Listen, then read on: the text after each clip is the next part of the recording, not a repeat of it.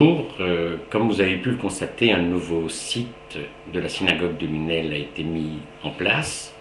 Nous avons décidé chaque semaine de faire un tout petit commentaire de la paracha du samedi.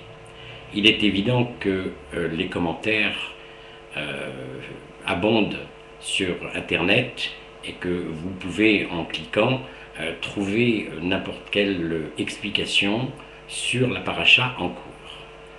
Notre commentaire à nous ne se fera et ne sera ni religieux, ni mystique, ni historique, ni pédagogique. Simplement, notre but, c'est de vous expliquer au mot près ce qu'il y a dans cette paracha, afin que ceux qui n'ont pas la chance et le plaisir d'aller à la synagogue écouter leur rabbin commenter cette paracha puissent avoir une petite idée de ce qu'il se lit le Shabbat. Cette semaine, nous abordons une paracha qui est dans le livre Shemot, c'est la 20e paracha, qui s'appelle Ki Titsa. Alors, c'est une paracha très importante, parce qu'elle va traiter de plusieurs points élémentaires de notre vie juive actuelle. Le premier point, c'est le dénombrement. Akadosh Baruch Hu demande à Moïse de dénombrer les enfants d'Israël de plus de 20 ans et leur demande de payer une taxe qu'on appellera la taxe de vie d'un demi-shekel par personne, et il obligera le pauvre comme le riche à payer la même somme. Le deuxième élément fondamental de cette paracha, c'est l'observance pour Aaron et les Kohanim de la fabrication de la cuve de cuivre qui va permettre à ceux-ci de faire des ablutions mains et pieds entre l'holocauste de chaque animal consacré à Kadosh Baruch Hu et la rentrée dans la tente d'assignation. Il est évident que la partie sanctification va intervenir ensuite avec l'huile qui sera consacrée à sanctifier tout élément religieux. Tout cela pour expliquer que c'est dans cette paracha que le seder du pontificat va prendre corps.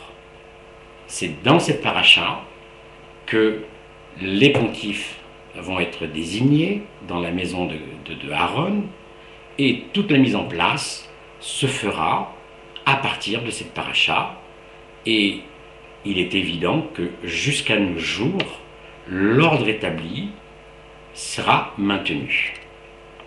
Quand, dans les synagogues du monde entier, nous sortons la Torah et que nous la présentons après l'Arba, il est d'usage de faire monter 7 personnes, le premier étant un Cohen, donc c'est un Kaf, première lettre de son nom, Lévi, c'est un Lamed, en deuxième, et les autres, c'est le peuple, c'est-à-dire Israël.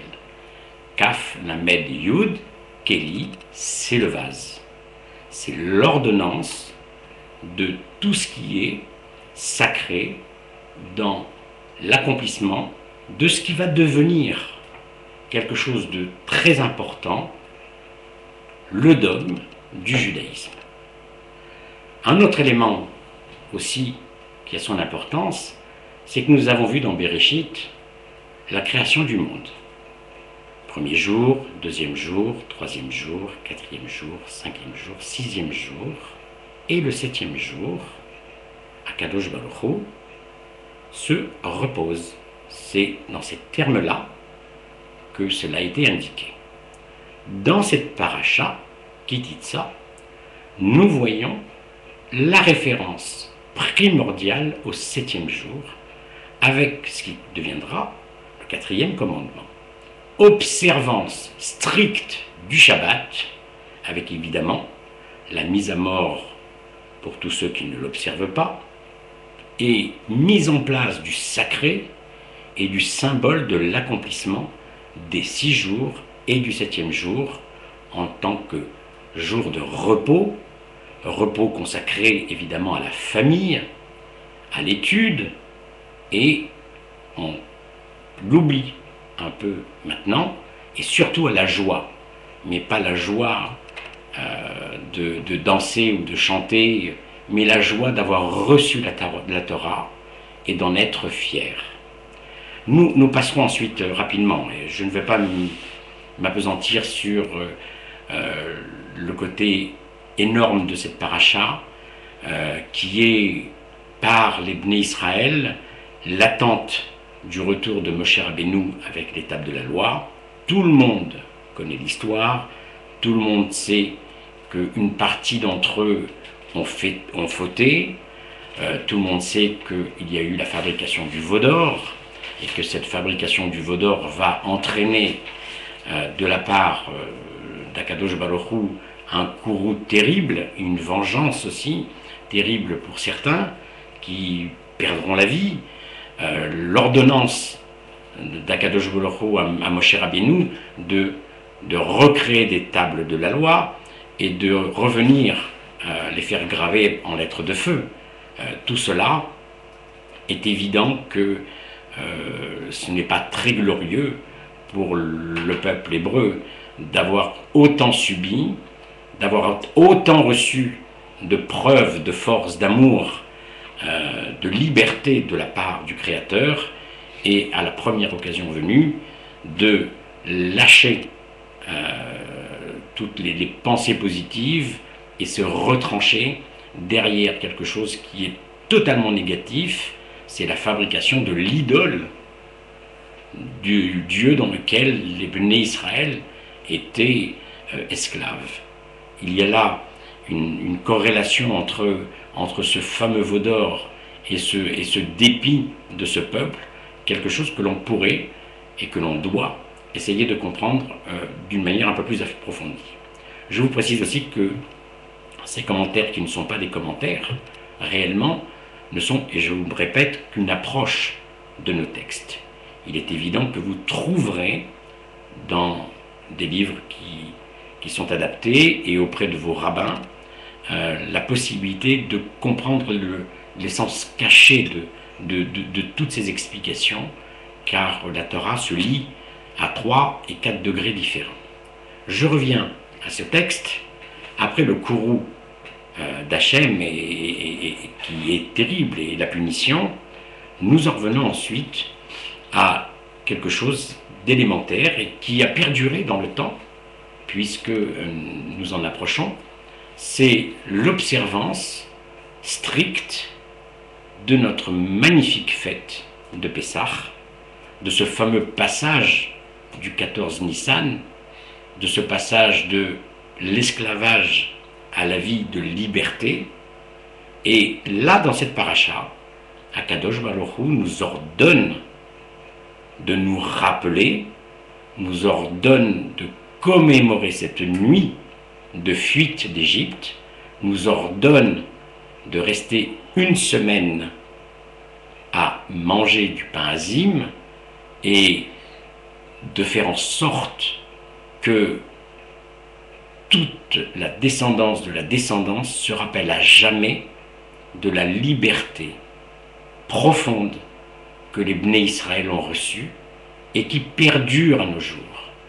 Au-delà de toutes les vicissitudes, au-delà de toutes les difficultés que notre peuple a reçues, a eu, a subi, la liberté d'esprit, de compréhension, d'amour a perduré. Et c'est là la force d'Israël. C'est le point capital. C'est la reconnaissance en Akadosh Baruch Hu de sa magnificence, sa capacité à nous avoir sortis d'Égypte et d'esclavage.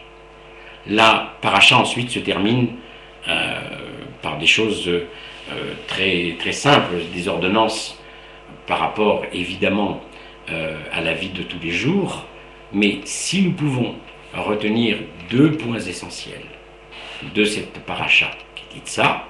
C'est une, l'observance sacrée du Shabbat, et deuxièmement, la commémoration, qui est aussi sacrée, de notre sortie d'Égypte et l'observance de notre fête de Pessah. Voilà, j'espère que j'étais relativement simple et que vous trouverez dans ce genre de commentaires un écho favorable.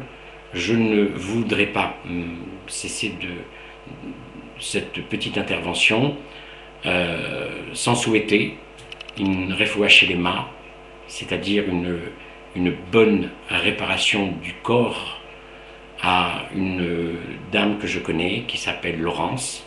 Je ne tairai son nom de famille. Je lui souhaite, et nous lui souhaitons tous, un prompt rétablissement, qu'elle se porte bien, car je sais qu'elle est très près d'Akadosh Baruch Hu, qu'elle a cette foi en elle qui lui permettra d'abattre toutes les montagnes et qui, j'espère de tout cœur, la reverra en bonne santé très bientôt. Shabbat Shalom à tous et à la semaine prochaine.